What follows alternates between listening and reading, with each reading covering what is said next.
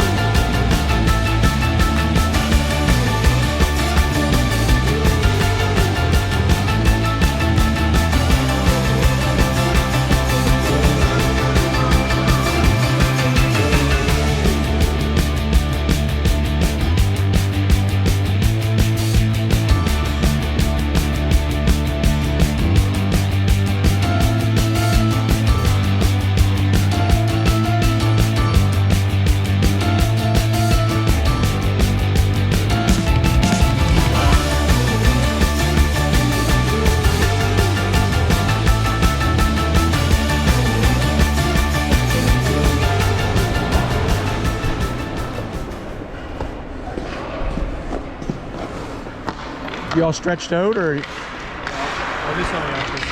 All right, what's that? I'll do a stretching after this. After you get your shots on net.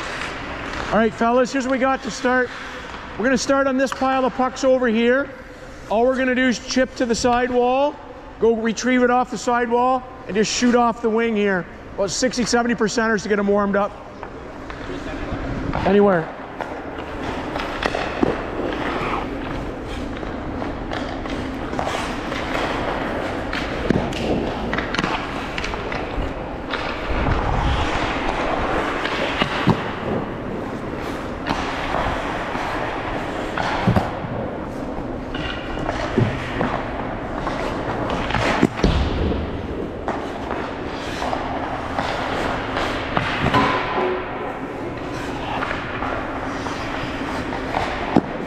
Three more. Two more. Last one.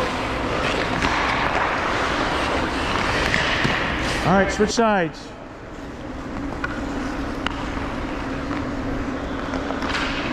Hang on for 1 second. So this year in the O, what did you find was the biggest adjustment you had to have in your game from playing AAA to here to playing in the O? What were the biggest adjustment besides the speed? Well, yeah, the shot speed's different, but just like the pace and like how quick the players get to like the next shot and the rebounds. The second efforts are like right on it. Pucks off your jersey that are rebounds before they even get to the ice. Guys are whacking them in. Yeah. A lot less time in between shots for sure. All right, here we go.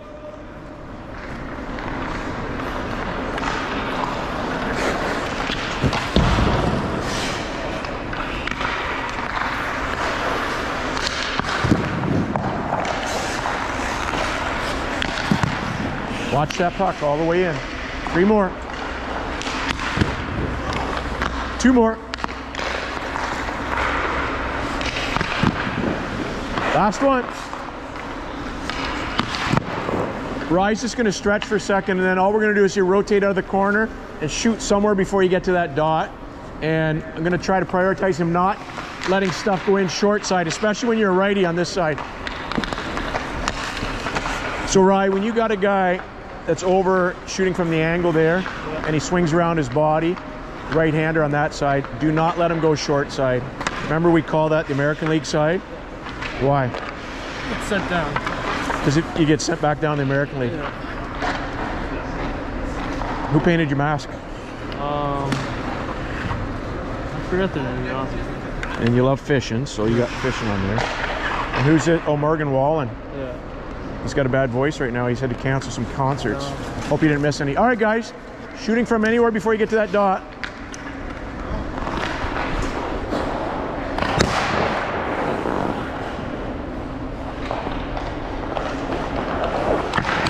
Whoa! Right off your head. That's a teammate for you.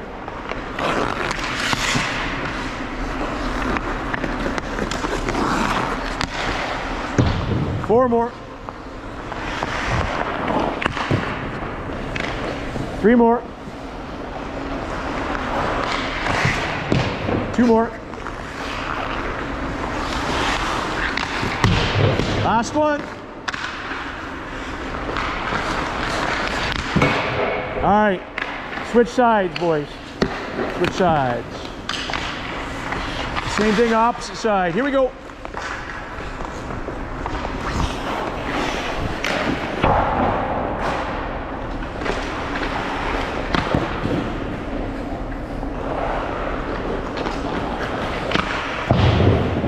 Three more. Two more.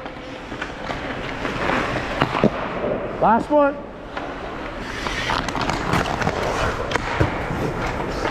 All right, here's what we got for the next one. Pucks originate in the corner. First guy's gonna tap the puck back, leave without the puck, top of the circle, catch the return pass, and from in through here, put a shot. If you catch him leaning off the post, you can shoot from the corner on him. So a little give and go out of the corner, walk the top of the circle. Here we go.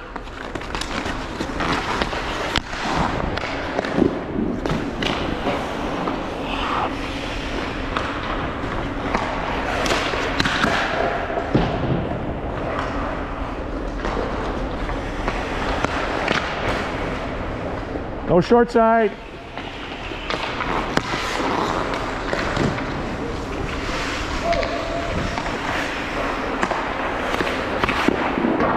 Two more.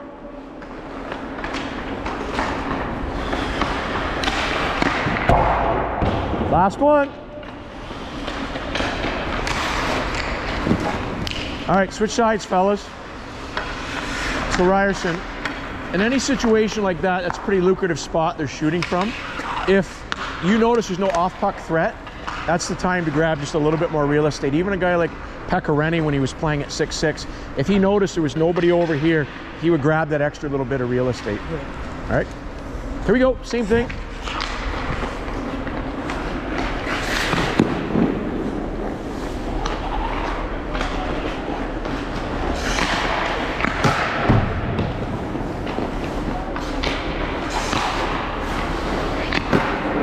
It.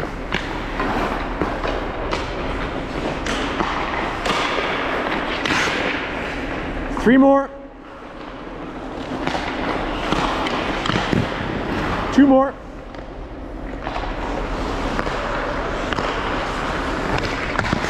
Last one.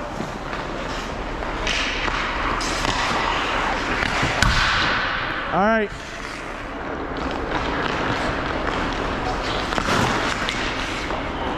Swedish.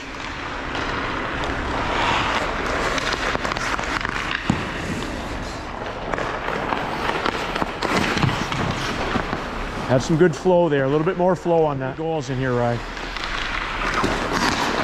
Good poke.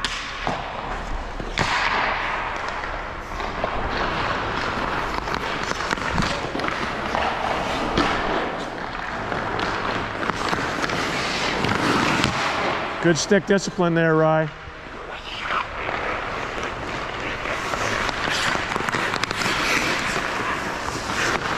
Happy hands.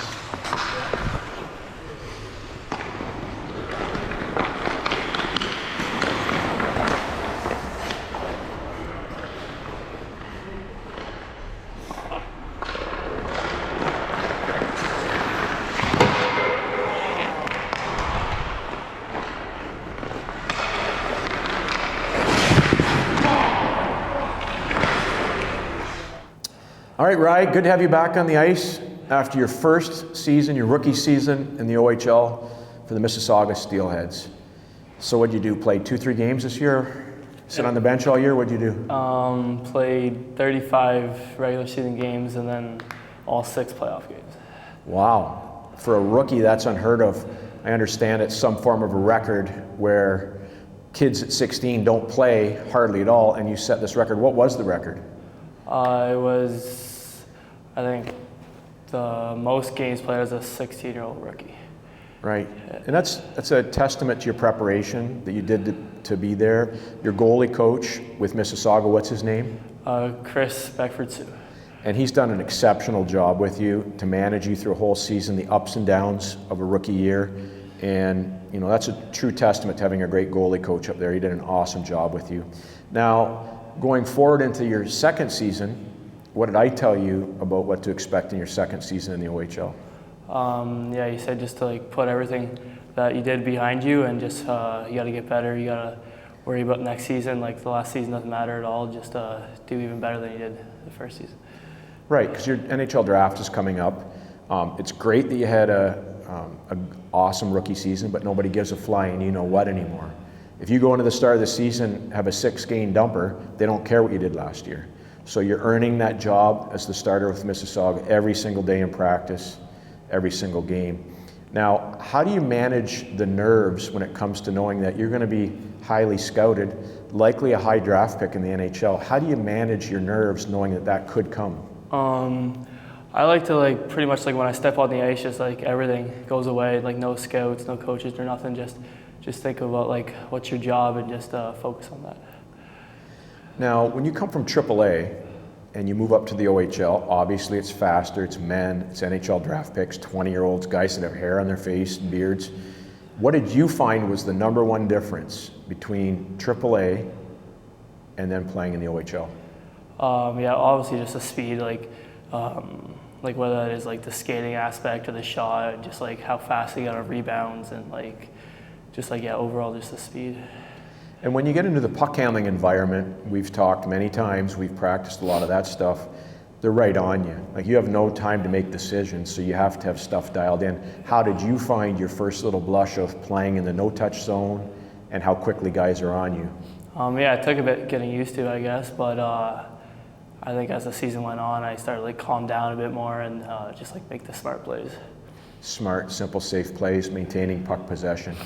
So you had a chance to play against some pretty high-end players. Who's the best guy in the OHL you played against this year, the toughest guy to stop? I mean, there's a lot of great guys, but I'm gonna say Dalbell. He was like on my team the first half of the season. I went to Sarnia. He was up there. So today we had Hunter Haight from Strathroy, shot for me since he's a little kid. And his dad's a sharpshooter for the OPP, sniper, so he's a pretty good sniper himself. He claims that he scored on you this year. Did he score on you this year?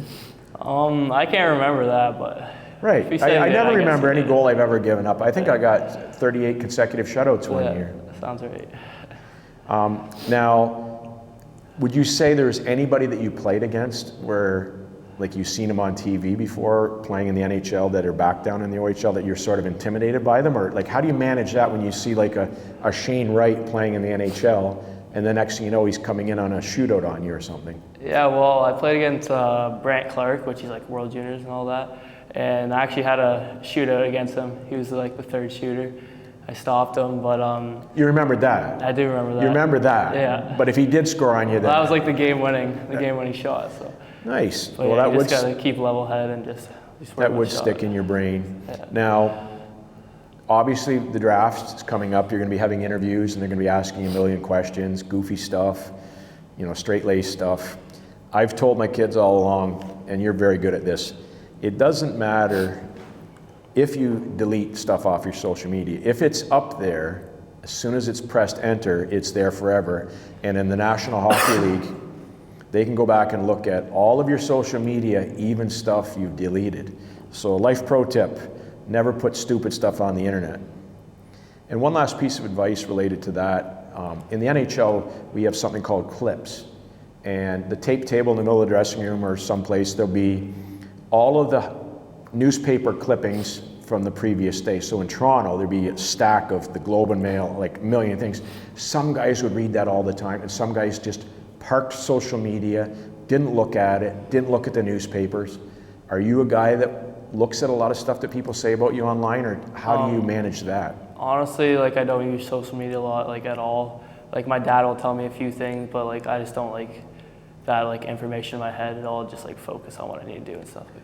Right, and it's not productive. Like so if somebody's chirping you about how bad you've been playing, it's not going to all of a sudden make you try harder. Yeah. And likewise, if you've been on a great streak and everybody's pumping your tires, it's not like you're going to start getting lazy in practice. And I think that's why you have a chance to be a high pick, because of your character and because of your ability. I think it stems from your parents, and I want you to make sure you thank them every single day, because who you are is a product of their character development in you. and they're proud of you. I'm proud of you, and super pumped to get some free tickets to the NHL when you're playing there. And I don't want you to be like one of those guys, Bobby, big deal, you're in the NHL, and it's like Keeks calls up, wants tickets, and you're like, who are you? I'm not going to name any drills after you anymore, Ryerson, if that's the type of guy you are. Anyways, thanks for everything today, and we'll see you at the next lesson. All right, thanks a lot. See you, man.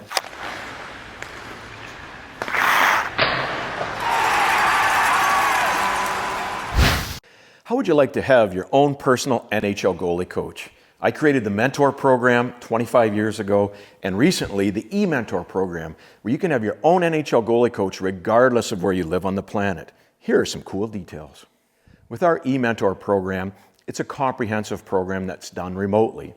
We do video analysis where I look at your clips that you send me of your games to show what you're doing right and some corrective things if we need to make some mistake corrections, puck handling touches, rebound control, goals against, saves, and we distill it down and say, listen, here's what you're doing well, here's what you got to fix, and you get your own NHL goalie coach to correct your mistakes for you and send you on the right path.